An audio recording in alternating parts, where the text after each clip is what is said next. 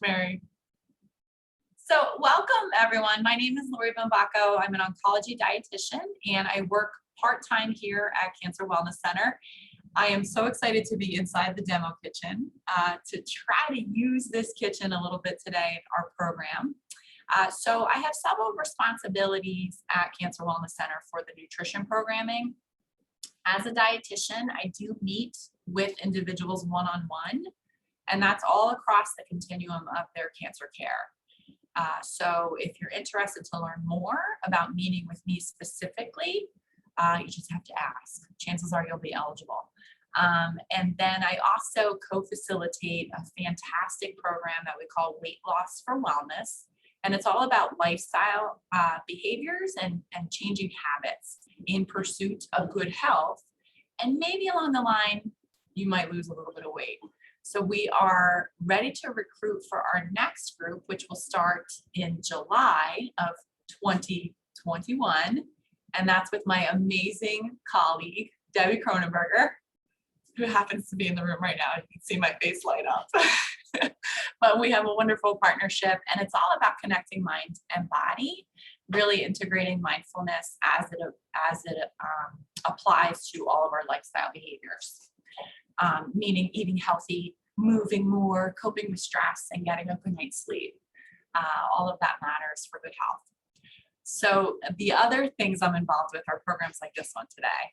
And we love to hear feedback from you all, what you're interested to learn more about.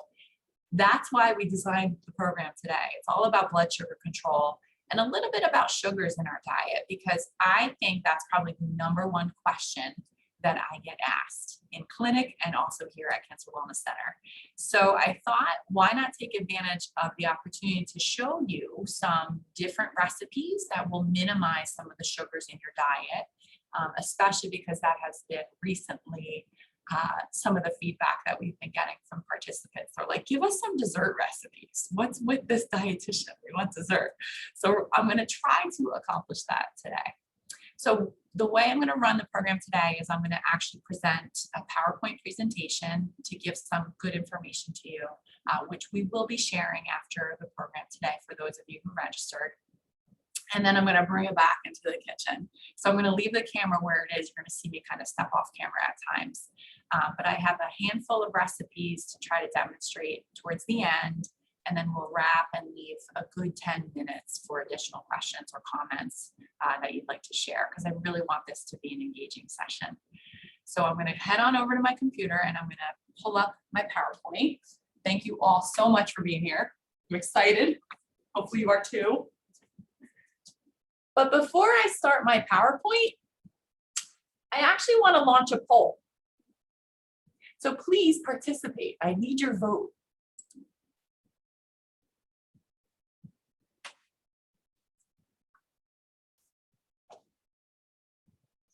Which of these combinations would you like to try if I were to make an infused water? My Jersey accent came out a little bit there.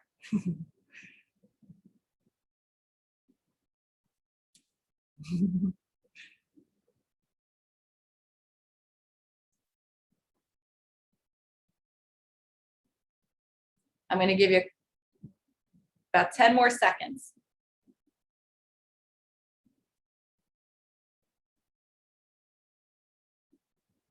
I see 83% of you have voted. There should be an above all option. I agree, Ruby. Okay, so we have a tie, it looks like. Can we have one more person vote? We got to break this tie. I might be the tiebreaker.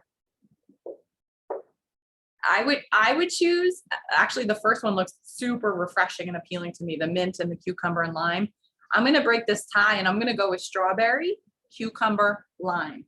So I got to write that down because I'm going to show you how to make that when I do the recipe demonstration. Thank you for voting. And so in just a moment, there's the results for everyone to see. In just a moment, I'm going to pull up my PowerPoint. I'm also going to give you a copy of all the recipes today too.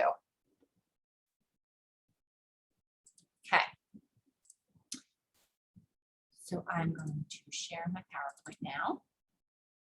And Mary will let me know if there's any issues with volume or anything else.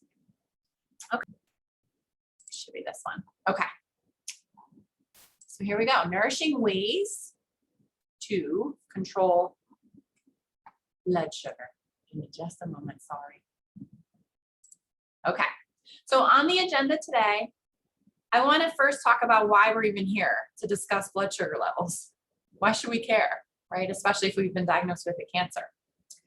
Then I'd like to briefly go over the blood sugar control checklist, but we're going to dive deeper into specifically carbohydrates, and I'm going to place a lot of emphasis on a particular type of carbohydrate, and that's added sugars. And why should we be so concerned about them?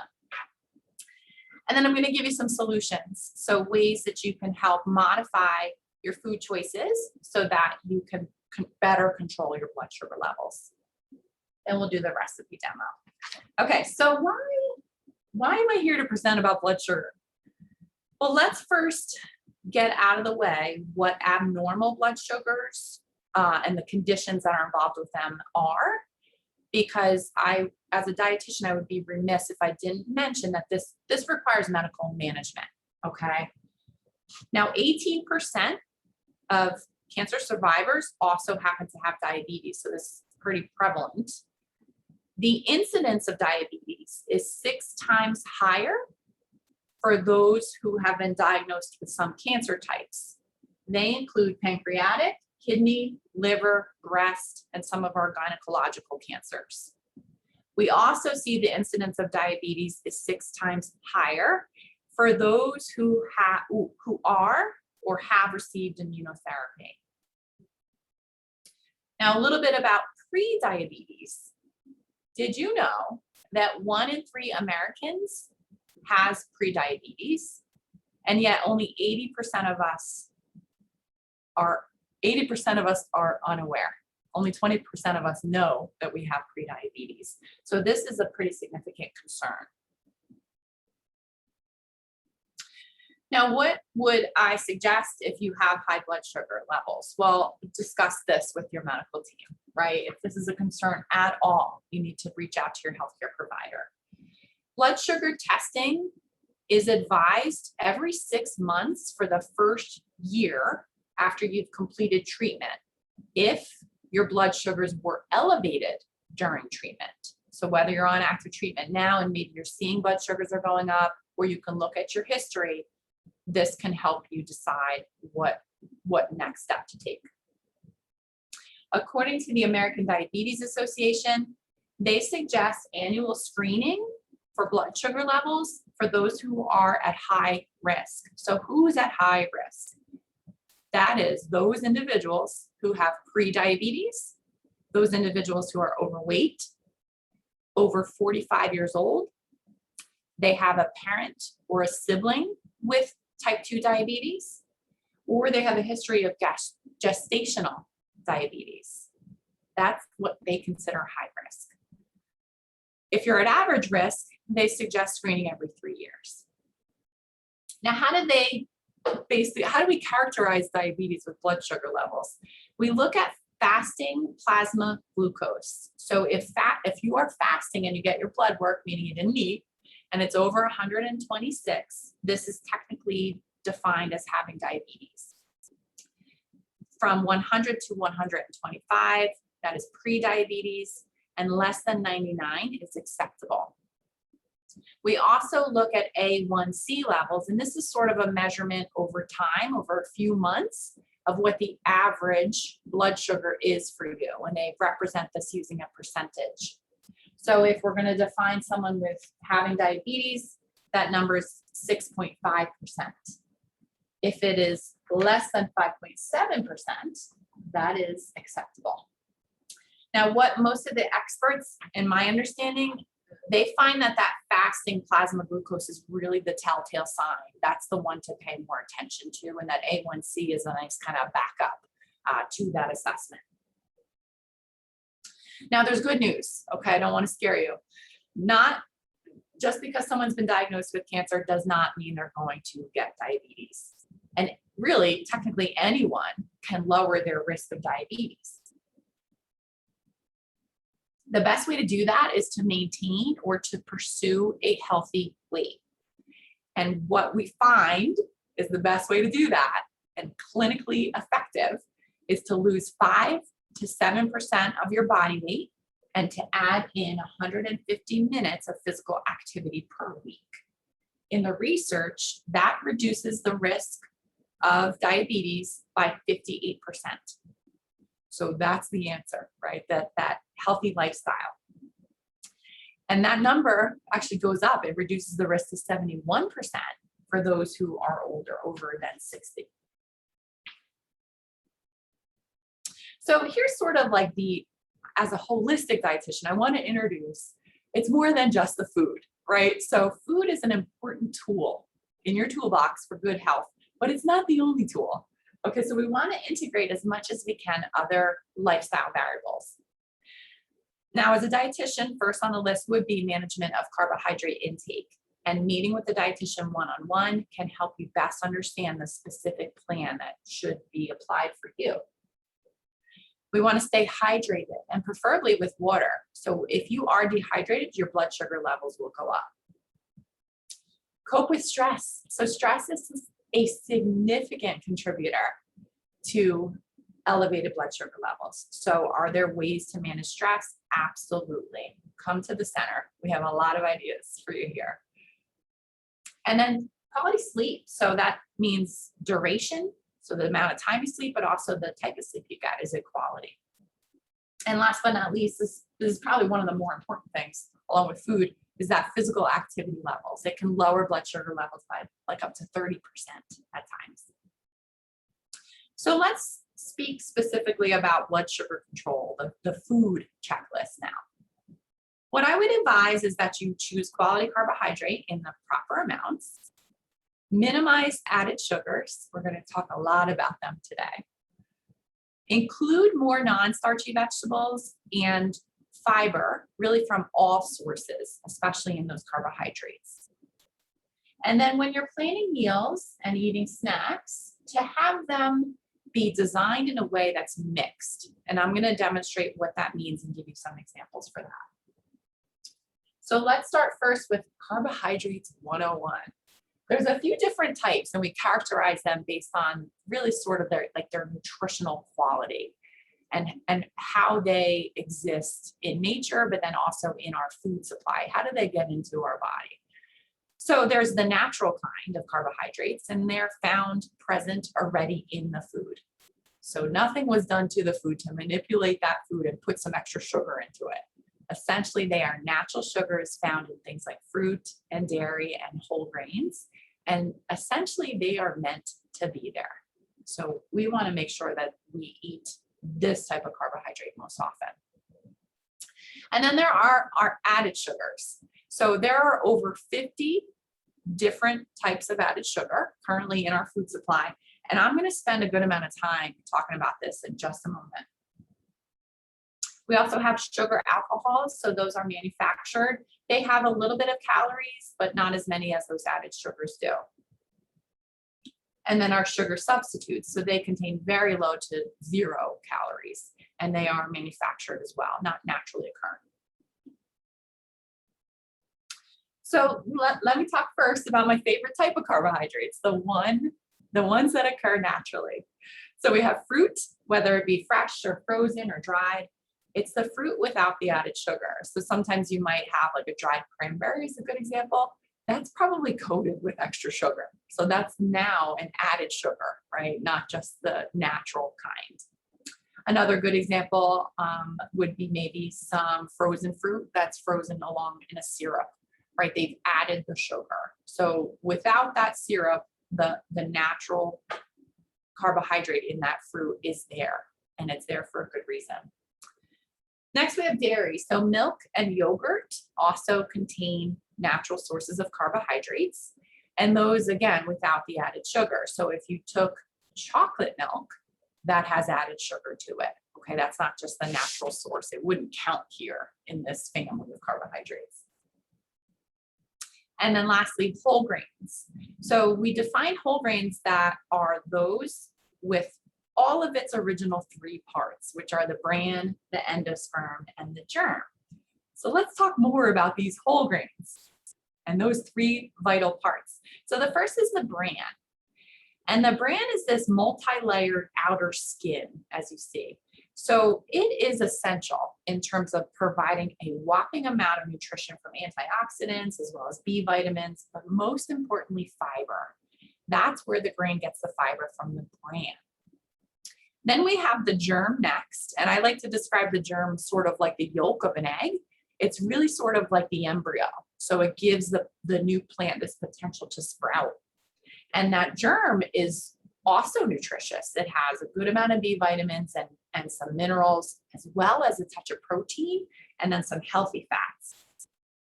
And then lastly, we have our endosperm. And the endosperm, well, it's the food supply. So it's very starchy, which is great. You know, it helps that grain grow and you know, function normally in nature. But it doesn't contain the fiber. It doesn't contain the antioxidants. It has a relatively small amount of those vitamins and minerals. Now, what happens when we process our grains? What happens is we lose two of these three components and two of the best ones. All right, so the first one we lose is the bran. There goes all that great fiber, right? Antioxidants gone. We also lose the germ. So this is potentially a concern, right? So our processed grains, not the best choice, because really essentially what we're left with is the endosperm in terms of the nutrition. So you see it's mostly starch, not a lot of fiber, not a lot of vitamins and minerals. In fact, we lose about a quarter of the protein when we process the grain, and we lose 17, count up 17 key nutrients, leaving the processed grain like a shadow of its former self. So what are some whole grains that are natural sources that are great choices, minimally processed wise? There you have some on the slide. Some of my favorites are oats or bulgur, wild rice, barley, amaranth, buckwheat, millet. They really are, some of them are kept intact, which is the least amount of processing you could do to a grain. Otherwise, the others are minimally processed. So those are great choices because they still have retained the bran and that endosperm, the really important components of the whole grain. Now, even when we're eating these quality whole grains, we still want to be cognizant of our portion size. And I mention that because typically in the standard American diet, we eat a lot of carbohydrates. And not that carbohydrates are a problem, it's just that we're eating too much of them. And technically we can eat too much of anything. But when we eat too much of something, generally that means we don't eat enough of the other really important things. So when it comes to portion control of your carbohydrate foods, you can take this to whatever extent you'd like. If you want to bring out your measuring cups or use a scale, you know, good for you. You don't need to necessarily. You can actually just rely on your hand to help you estimate what is the portion size of your carbohydrate serving. So this graphic I just think is great because it helps very easily, helps you understand when you're preparing meals or if you go out to eat now, you can see how some of the amount of servings they're giving us are more than one, right? So let's look at pasta, for example. One serving, the portion size of one serving is a half a cup cooked. So that's the equivalent of a half of a female fist. So if you are like me, and if you go out to dinner and you get a bowl of pasta, it's probably, how many fists would be in that bowl? I'm going to say like 3. So now you've had 6 servings right there with that bowl of pasta. Now, for most people, the recommended amount of servings in general are about 6 to 8 per day. So if you've knocked them all out with one part of a meal, you could see how we could easily overdo it. So we just want to be cognizant of how big our portion size is. And I'm going to give you some strategies to help you reduce the portion size while not starving, while filling up on a lot of other great foods. Now, most of you that have worked with me, either in a group or one-on-one, you hear me speak about the following word very often. And this is a great time to bring it into a presentation again, because our quality carbohydrates contain a very important component. Some of you might know what it is, but here we go. It's fiber. So quality carbohydrates contain fiber. And special types of fibers too, like viscous and fermentable. There's a handful of different fibers found in our food in all different types of amounts. But for the sake of controlling blood sugar levels, we want to make sure we're eating more viscous and fermentable fibers. When we do this, it has been shown to reduce blood sugar levels. So if we eat a food that has either of these fibers in it, our blood sugar levels are less than the same food without those fibers in it. Similarly, it may lower insulin resistance. So this is a great thing because we want our bodies to be really tuned into the insulin, not resistant to it. We want to be receptive, and that helps us to control our blood sugar levels in the end. So here are some examples. One of my favorites is barley. Another great one are oats. And then we have fruit like berries and apples and pears, all really high in these special fibers. And then I want to give you some other carbohydrates that are natural sources of the carbohydrates, but also have these fibers. We have sweet potatoes, as well as lentils and beans, all high fiber, quality carbohydrates because they're the natural sources, but they're in this delicious and super nutritious package. Now, there are other choices that don't contain carbohydrates that I thought I would just fill you in on. So these also contain these special fibers. Avocado, asparagus, as well as onion. They have those fibers. So using them regularly is a great idea. I'm thinking of like the barley with some roasted asparagus, maybe some onion on top. That's really saturating your plate with these special fibers and a really great way to help control the blood sugar levels. Also, chia seeds. I forgot. How can I forget my chia seeds? We're going to use them today. So chia seeds high in fiber and also healthy fats, but low in carbohydrate. So now let's take some time to talk about added sugars. We define added sugars as those sugars that are added during the processing of foods packaged as sweeteners, sugars from syrups and honey, as well as sugars from concentrated fruit or vegetable juices. Now, why should we be concerned about these added sugars? Well, basically what they give us is a lot of extra calories without nutrition. So we don't want to eat too many of these. Maybe here and there is acceptable, but we're not getting the nutrition and we're getting a lot of extra calories. And that's what the research shows, that when we're eating too many added sugars, it increases our risk for weight gain. And if we're gaining weight, that increases our risk for chronic diseases, like 12 different types of cancer, cardiovascular disease, high blood pressure, high triglycerides, also cognitive diseases like Alzheimer's disease, kidney and liver diseases.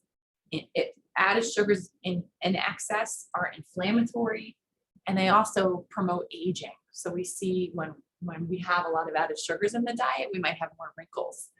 So if you're concerned about any of those things, start to think about ways to reduce the added sugars. Hopefully I can give you some tips today. So as I mentioned earlier, there are over 50 different types of added sugar in our diet. So here is an image of all of those different types or names of added sugars. There's close to 60 different types of added sugars right now in our food supply. And I'd like to point this out because some of these might be deceiving. They might look like they're healthy, right? Like fruit juice, or like when I see molasses or maple syrup, I'm like, yes, this is healthy. Well, technically they count as added sugars, and they contribute, again, the extra calories without the nutrition. Now, if you don't feel like printing out this list and bringing it with you when you go to the grocery store, I want to give you another way to decipher on a food label if that product has added sugar and how much added sugar it might have. So here's the food label as it stands right now. And hopefully you see on here the 23 grams of added sugar. So now when we flip over a product, we can see how many grams of added sugar are in the product. This is great news. We weren't able to do this before.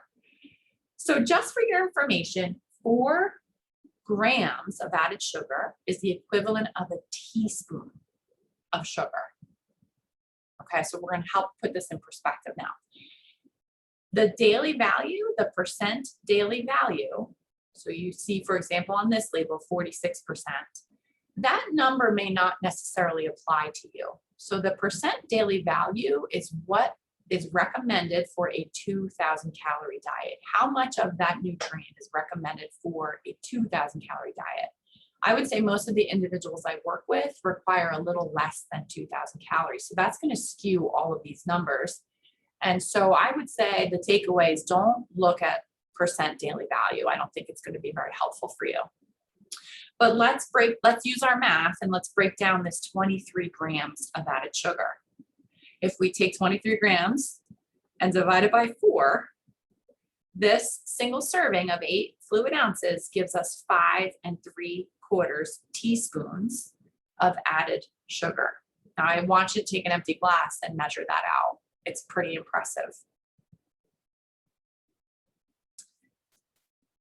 So maybe you're wondering like, well, what does 5 3/4 teaspoon matter? You know, how much should I have every day? Well, we have some guidelines now from the Dietary Guidelines of Americans, but also internationally, and some national agencies have some guidelines for how much of these added sugars we should try to consume daily. Right now, the Dietary Guidelines of America recommends 10% total calories from added sugar. And again, that's where a dietitian can help, because I could calculate that out for you. There are some experts that think that number should be lower. They think we should be closer to 6% of total calories from added sugar. And internationally, that's very much what the recommendation is. So what does that shake out to be in terms of teaspoons of sugar? Well, for men, it's about 7.5 to maybe 9 teaspoons of added sugar. And for women, about 5 to 6 teaspoons of added sugar. Now, if you remember, I just showed you an 8-ounce glass of something that had 5 3/4. So you can see how quickly these added sugars are adding up. And in fact, Americans tend to have 22 teaspoons of added sugar in the diet every day. This is the equivalent of 110 pounds of added sugar every year. Historically, we took in maybe 5 to 6 pounds. So think about that number, how astronomical it is. So where do we find our added sugars? 70% of the added sugar in our diet comes from 4 sources. Let's see if you're surprised by any. The first one is sugar-sweetened beverages. So I'm going to talk a little bit more about each of these. The next, frozen dessert. Is that a surprise? The next one is our sweet dairy. So I think of yogurt as a great example. And then lastly, our granola bars, our energy bars, meal replacement bars, those nutrition bars that you see, another top source of added sugar in our diet. So I'm going to go into each of these a little bit more and show you just how much of added sugars we're getting in them. We're going to start first with those sugar-sweetened beverages. So the experts are concerned about them because they contribute to weight gain without providing nutrition. And we tend to overconsume them, right? Because when we drink sugar, we might not feel full. It's very different than eating sugar. So it's easy for us to overdo it because we're not feeling full. And then we'll take more and more and more of these sugar-sweetened beverages in.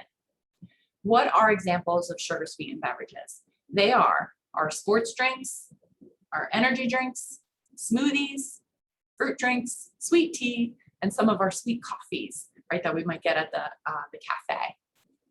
So how much added sugar do they really have?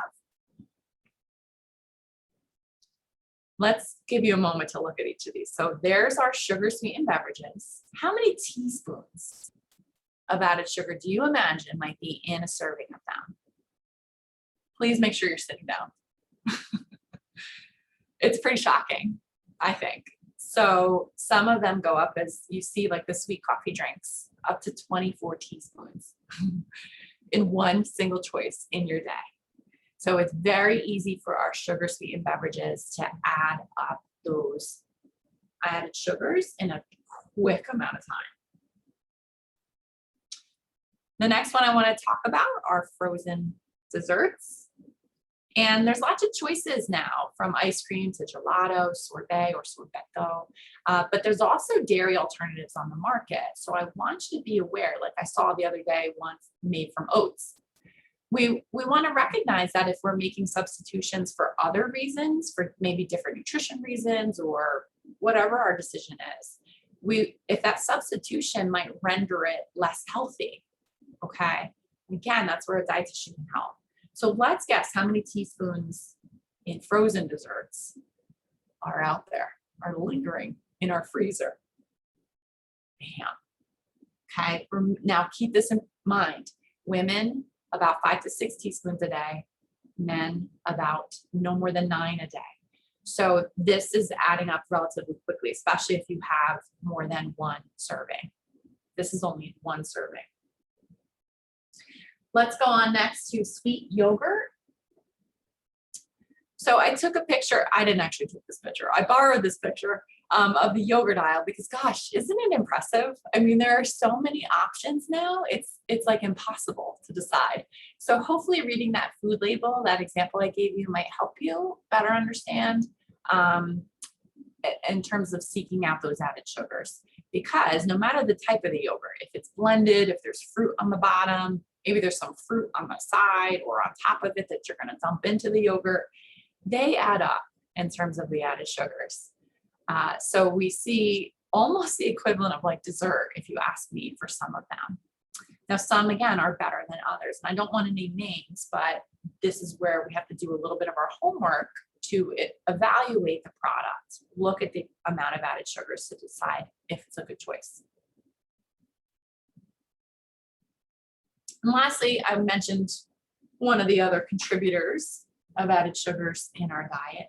It's from our nutrition bars. So things like granola bars and protein bars. Another picture because I find that section of the grocery store is overwhelming as well. And it's like, which one do we choose? There's so many options, right? Well, they give us a good amount of added sugar. So we find anywhere from 5 to 7 teaspoons in just one bar. So again, imagine if your cutoff should be about 6 in a day and you already had one from a bar, then maybe there's some room for improvement. And that's why I'm going to show you a recipe today to try to use as a substitution. So what are some simple ways to eat less added sugars? Well, just simply eating less, right? But by learning first, how much are you having now? And could you just make some substitutions or just simply eat less of them, right? So when we make substitutions, we're going to swap our current choice to one that is not sweeter, right? Maybe a little less sweet. Or we're going to take advantage of some natural sugars, i.e. fruit, which could give us that sweet taste with nutrition and without the extra calories. But I think along the way, I want you to think about how you approach this, right? What is your mindset regarding sugar? What is your mindset regarding reducing or replacing? Does that give you some angst? We don't want that if we can help it, right? So we want to focus more positively on how we could add value, add nutrition to our diet rather than subtracting. And keep an open mind, I think, and be curious to try things. I find that that's usually a better way to go about, changing your food habits. So separate from all of those different types of sugar and the added sugars, I want to go back to macronutrients. So how do macronutrients affect our blood sugar levels? So macronutrients are carbohydrate, protein, and fat. And they each have a different impact on our blood sugar levels. So as you see on the graph here, The carbohydrates, that green dotted line, when we eat carbohydrate containing foods, it quickly elevates our blood sugar levels, all within a couple hours. When we eat a food that has protein, it elevates our blood sugar a little bit later. So it takes like 3 or 4 hours for that elevation. And then lastly, we have fats. So fats take up to 6 hours to have any sort of impact on our blood sugars. So the goal here is we want to kind of minimize that rapid rise in blood sugar, right? And we can do this by choosing carbohydrates that are quality and have that fiber, by controlling how much the portion size is, but also taking advantage of this wonderful combination effect, right? So when we have carbohydrates with a protein, with a fat, or with both of them, it's going to affect that blood sugar response in a positive way. So it's going to benefit that rapid rise. It's going to be a more delayed or slow rise of our blood sugar. So I've shown this image very often and for lots of different reasons, but you see how this relates to blood sugar control. So if we look at half of the plate, it's full of non-starchy vegetables. Those are low in carbohydrate, super high in nutrients, including fiber. And if we let our plate be occupied mostly by these foods, then we're off and running in terms of blood sugar control. And then we're adding a quarter of the entire plate for protein, something like salmon, or a plant protein like tofu or lentils. And then the remaining quarter is our quality carbohydrate. So that's brown rice on the slide, but maybe you prefer peas or sweet potato. It occupies only a quarter of the plate, not the entire plate, not half the plate. And so when we do this, we're automatically controlling the portion size of those carbohydrates, but we've added, right? We have this bonus. So we have all of these other nutrients on the plate that will also help control blood sugar levels. So here's what that looks like additionally. Like, so for breakfast, it might be a veggie omelet with an English muffin. The protein, the veggies are adding fiber, the eggs are adding protein. Something like a yogurt parfait, this happens to be layered with quinoa and fruit. I challenge you, look for a yogurt parfait that has quinoa in it. I've tried them, they're delicious. And that quinoa adds fiber as well as protein and some healthy fats to that mix. And the yogurt also has, or an alternative, also has some protein and potentially fat. This happens to be my favorite plate on the slide. I would eat this for breakfast. This is an egg with some brown rice, spinach, tomato, and avocado. So you see how, again, there's a lot of veggies on that plate, a small amount of brown rice, there's some protein, and there's some healthy fats. You could also opt for a tofu scramble, and this has some potatoes and vegetables. The potatoes are not, they're only occupying a small portion of that plate, right? It's mostly the quality protein from the tofu as well as those vegetables. Oatmeal, great option, right? Quality carbohydrate. But when we top it with something like almonds, then we're adding fiber, adding healthy fats, adding a touch of protein. Great way to control blood sugars. And then lastly, whole grain toast with some peanut butter and maybe some sliced banana. That peanut butter gives the healthy fats, quality protein.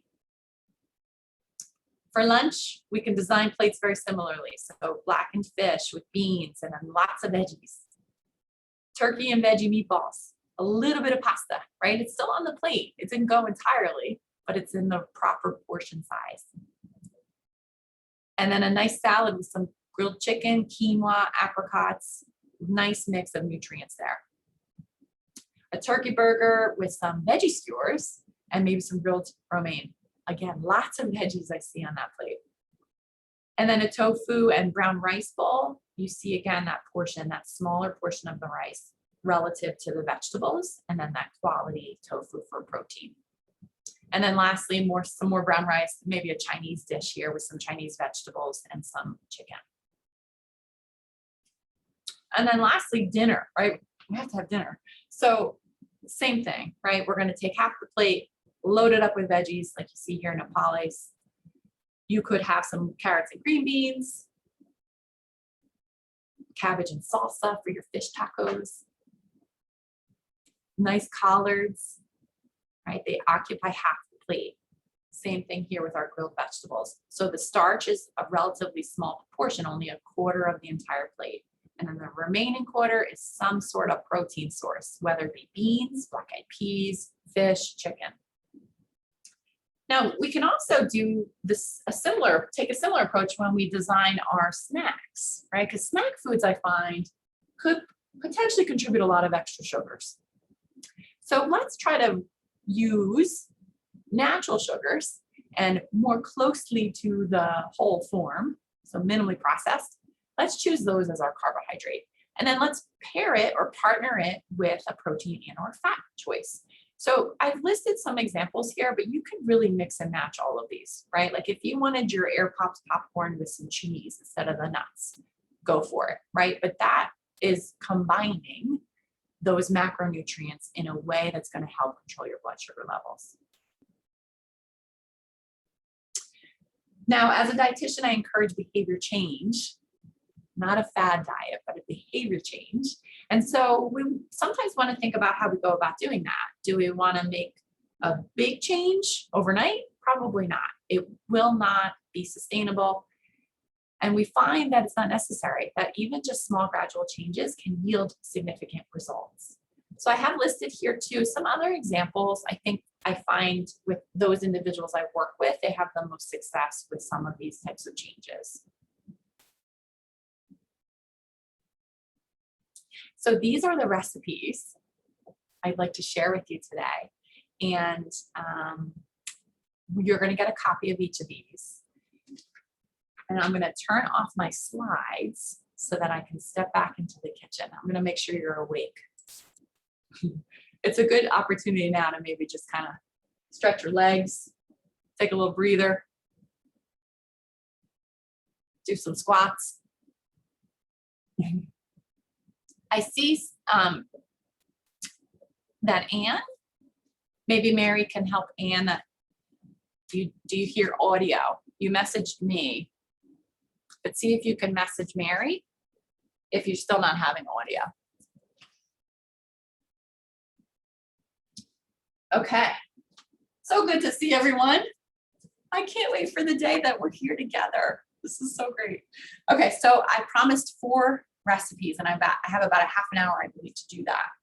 So we're going to start first with a chia seed jam. That's right.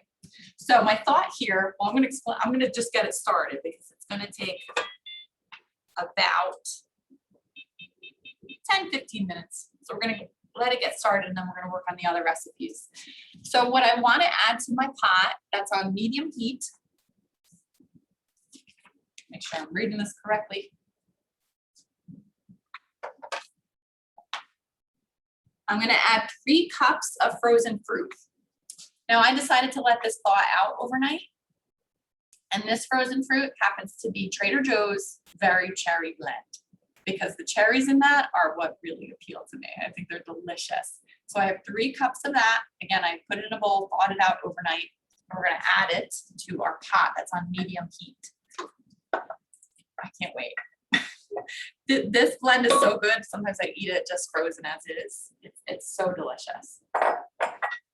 And then to that, I'm going to add 3 tablespoons of fresh squeezed orange juice. So this happens to be a Sumo citrus, and they're still in season now. So I want you to look for them because they're not just any orange. They are special. They only grow this time of year in California, and they are so sweet. So take advantage when they are in season and look for them. I saved what was left of it because I wanted to show you why they call it the Sumo citrus.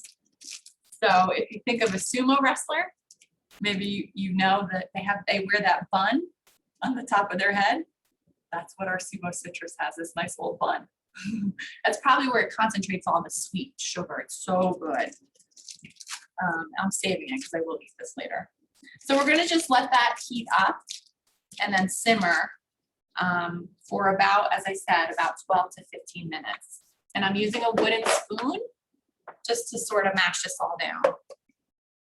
Okay, so I'm going to let that sit and I'm going to go on to the next recipe, the infused water. which I have the winner in my hand, the winning ticket. So we decided based on the poll results that we're going to add strawberry, cucumber, and lime to this. So hopefully you have tried infused waters in the past. They are a great way. Hold these guys down. They are a great way to reduce the sugar sweetened beverages in your diet. Okay, so if you're someone who is, you're like, yeah, I drink sweet tea, or, you know, I'm drinking diet soda and I want to kind of kick that habit, here's your opportunity to do it. So what I'm going to use is some plain sparkling water because I like the carbonation. So you could use filtered water also. It's your choice. I'm only going to mix a little bit, but the recipe you'll get is for 32 ounces. All right, so I'm going to just use my mason jar here, and I'm going to add into that. Now, here's what's really cool about infused water. The sky's the limit. So use your imagination, get creative, figure out whatever combination you might want to use, and you'll be really surprised how delicious and how worth it is to do that. And, you know, I don't even measure out the amounts. So think about if you want a little bit more concentrated flavor, you probably need to add more and let it infuse longer. If you want less of a flavor, just add less ingredients and infuse it for a shorter period of time. We probably want to infuse this for about an hour minimum to get some flavor from what we're adding. So I have some strawberries. I'm going to add even more. I just slice them up, and then we're going to put in the cucumber. That's one of my favorite things to add to infused water. And then some lime. And then I'm just going to pour my water over top of this if it doesn't explode. Now, what I like, you saw there were some options to vote for herbs.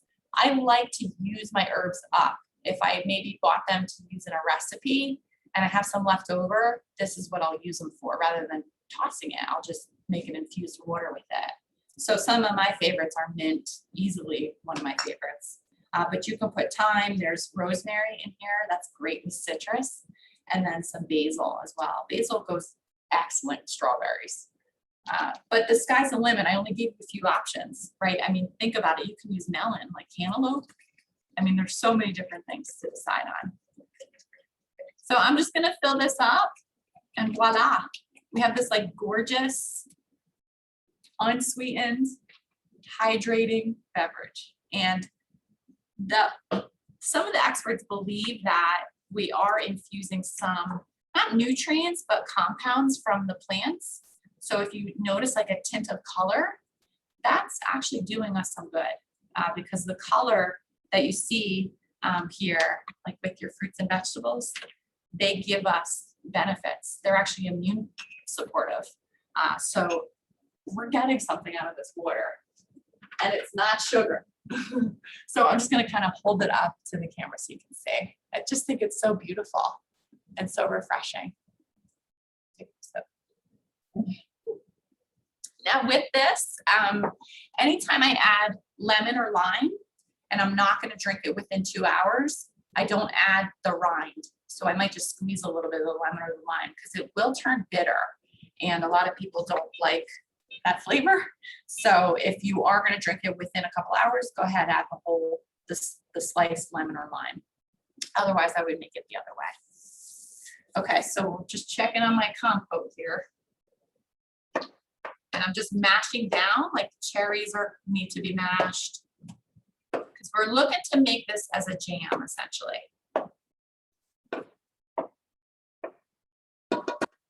And it smells great. Okay, the next recipe I want to show you is dessert. So I wanted to make a sorbet, and a better sorbet because it doesn't have added sugars in it. So what I decided to use is some mango.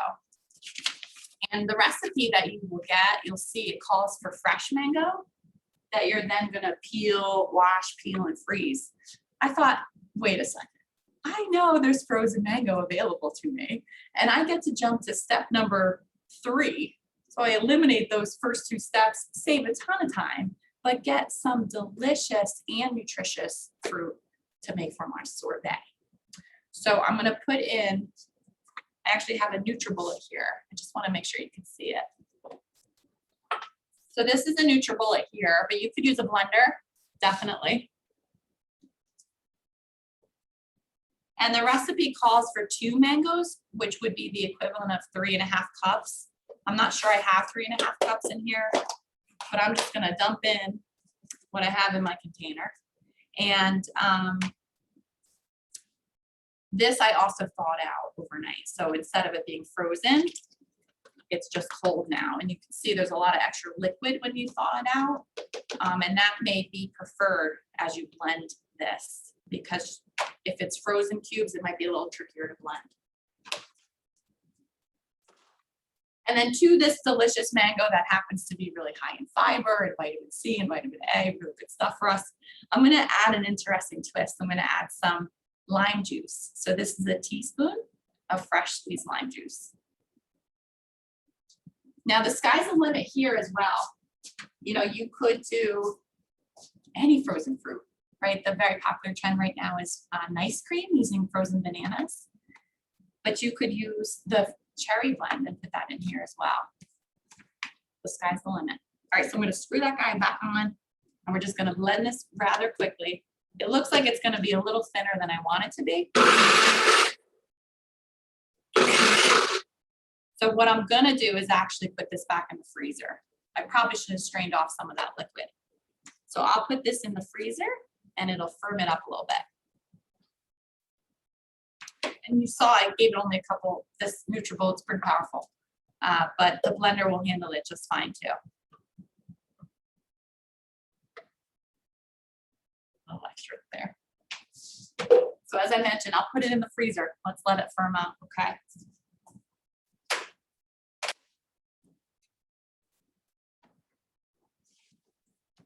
Okay, so while our sorbet is figuring itself out, I'm gonna double check my compote, which is still just rocking away. I'm gonna mash down those cherries again. Got a little bit more time. So I'm gonna work on the last recipe. I feel like I need a sous chef. Is anyone available?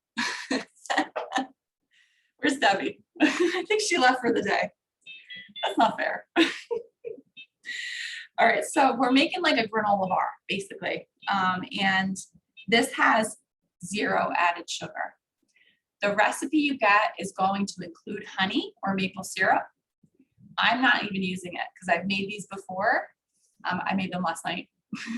And they're good enough. They actually do not need the honey or the maple syrup, which is technically an added sugar. If you make them and you want that honey or maple syrup, go for it. You know, remember, we have like this discretionary allowance for added sugars. So there's room for it. And knowing what it is you want and how it fits into your healthy diet, you can see that there's room. There's an argument that they belong there, okay? So what I'm gonna do first is actually heat up a nut butter.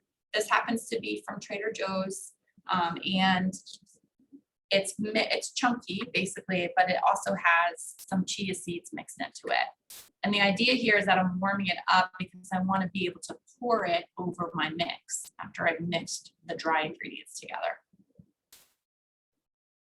So we'll warm that up. And the recipe calls for you to add the honey or the maple syrup into this saucepan with the nut butter. I'm actually going to save this here. Okay, so now I'm going to pull over the Vitamix. And a blender would work fine for this as well, or a processor. Actually, a processor would be better, but we don't have a processor in the kitchen anymore. So I'm going to use the Vitamix. Okay, so I did a little bit of prep work yesterday. So we're gonna skip a couple steps here. The first thing we're gonna do is toast, if you want, it's optional. You could toast your pecans, you could toast them, and you can also toast your oats. So I just used old-fashioned oats for this recipe. Toasting them will give a little depth to the flavor. I prefer it when I make these. So I have those toasted already. And then what I did is I took one of the best ways to sweeten a dessert or just eat it as is.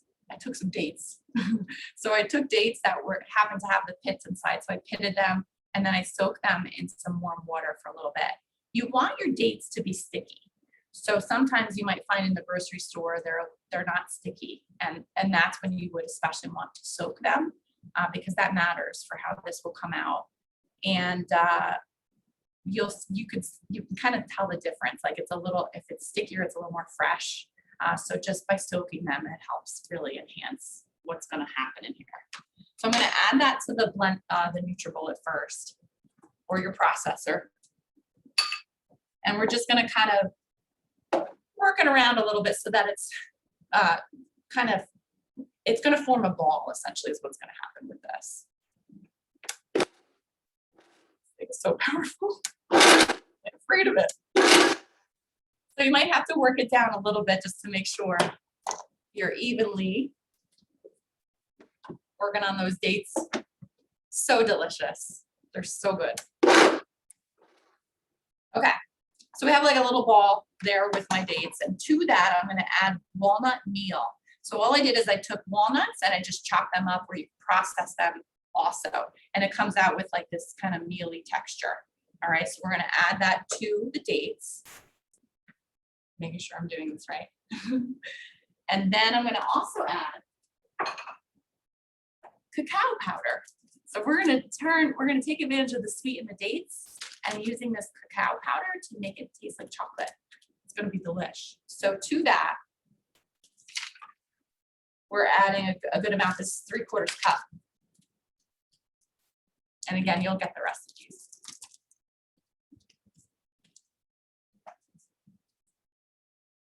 Just check on everything else. We're doing good. Okay. And that's why I need my sous chef. And so now to this, we're just going to process them together. I'm going to give it a little bit of a stir. So we're going to process this together. Again, I'm going to have to go back in there a couple of times just to make sure we're evenly incorporating. I could probably just eat this. It's so good. And you can play around with your nuts. I don't know if that's a question that was asked yet, but you can play. It doesn't have to be walnuts. Maybe you want to use almonds for this. Okay, one more time. We want this to kind of all incorporate together into a bigger ball.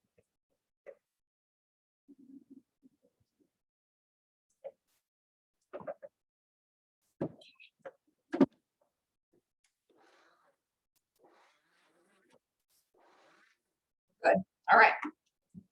No more noise. So we're going to take this out and we're going to mix this together with some more nuts and our oats.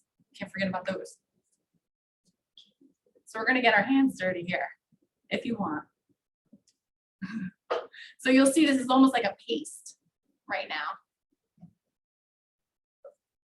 So the type of like granola bar this is going to be is like a chewy one, not really crunchy. I almost can't get it all out.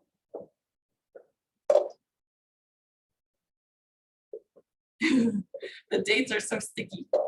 They like literally stick right to the container. All right, so I'm going to take a couple more chunks. Okay, and then like I said, we're going to get our hands dirty. So we're going to put in here our toasted oats and then our toasted nuts. So this is actually a combination of pecans and almonds. And I just chopped them up loosely. And we're going to combine them together. You could use a spoon, of course, or a spatula. I'm use my hands. I'm the only one eating these, unfortunately. So we're going to combine these together. And I'm looking at my peanut butter because we're going to add that to this after they're combined.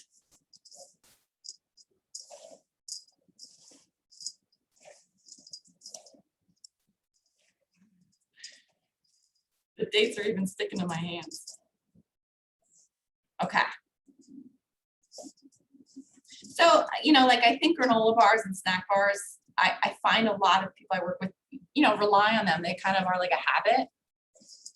And I think you could do better. That's often what I'll ask people, can you do better than that? And I think you can. So making something like this is going to like drastically lower the added sugar. Remember, some of those bars had like 4 or 5 teaspoons of added sugar. There's no added sugar in this bar. So you're having something that really serves that purpose, right? It serves that purpose of being like a snack bar, something on the go that you can have, but you just need to take a little time to prepare it ahead of time. So just think about that. All right, so my peanut butter is almost pourable. You see it's smoking actually. So we're gonna pour this onto our mix, and again, combine them.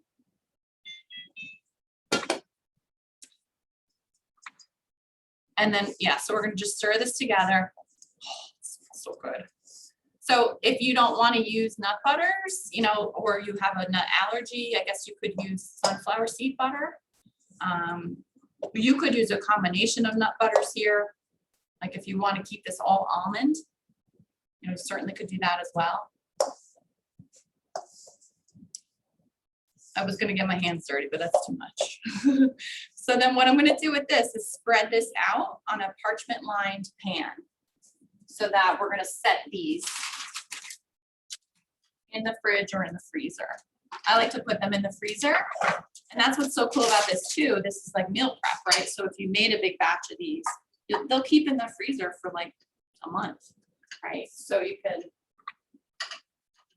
really help yourself that way. I'm just gonna dump them in and it's easy to pull these off of a parchment lined paper.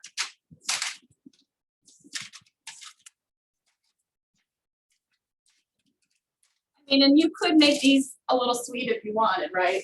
You could put some chocolate chips in there, maybe if you have kiddos at home.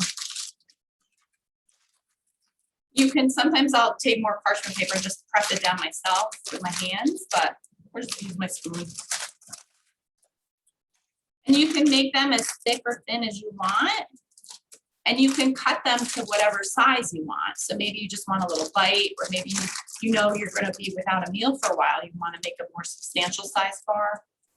That's what's nice about this. It's really customizable. Every last bit in there. Now I want to just take this off the heat. So our berries are almost done there. We're going to remove them from the heat, and I'm going to add the chia seeds after. I want to show you what this looks like as a final product.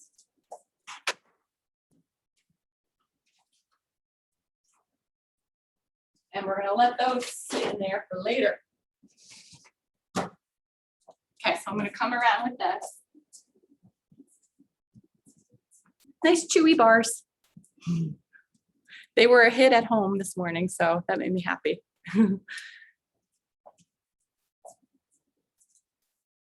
And like the cocoa powder was just enough. It was that was the response I got. It was great.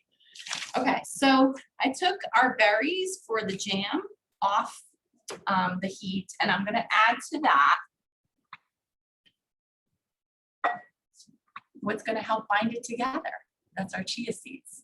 So I'm going to stir in, I believe it's a teaspoon. Yeah, this is a teaspoon.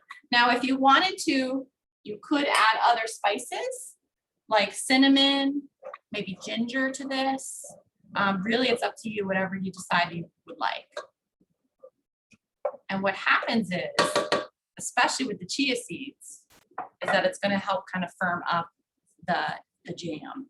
And again, no added sugars in this at all. So what I would use this for, after it's cooled off, I'll show you, I'll take it out. I would put this on top of plain yogurt, or you could put it on top of oats in the morning. The addition of the chia seeds give it that fiber and those healthy fats. And so again, what that does is it changes the natural sugars in the fruit, the natural sugars in the oats. It changes the way that we digest them and metabolize them. So it's a great alternative, I think, to some of those sweet yogurts, or if you were to put something like brown sugar on your oatmeal. This might be a better alternative. So the sorbet, I don't think it's ready. It's going to take a little more time, but I'll just show you how pretty it came out. It's probably going to take like a good half hour, right, to get a little more solid. So I'm going to put it back in the freezer.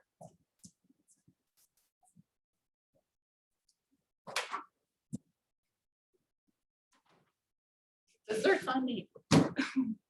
All right, so because it's about about 5 after, I think we'll take time now for questions.